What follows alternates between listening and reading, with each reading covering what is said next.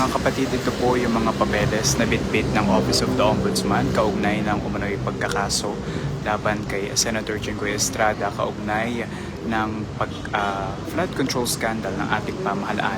Matatandaan natin na una itong iniugnay ni dating Bulacan 1st District Engineering Office Assistant District Engineer Bryce Hernandez na nakatanggap umano ng nasa 30% na kickback mula sa 355 million pesos na halaga ng mga proyekto doon, no? Pero nauna na pong itinanggi ni Senator Estrada ang mga alegasyon na ito.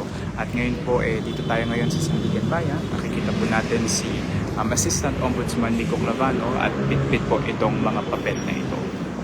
Kung matatandaan niyo po mga kapatid, nitong Martes, no, ay inanunsyo nga ni Ombudsman Boying Rimulya mismo na hinog na itong kaso na ito, no, laban kay Senator Jinggoy Estrada.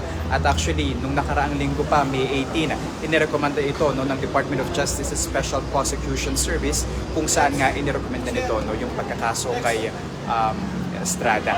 Gayon din sa iba pang mga opisyala ng DPWH. Ayon kay Ombudsman Rimulya, ay kinailangan lamang nila na pulituhin, magdagdag ng mga impormasyon para nga masigurado, no, na handa na talaga na maisampay itong kaso na ito. Mula po kanina umaga alas 8 ay binabantayan na po natin ang pag-file ng kaso na ito. No.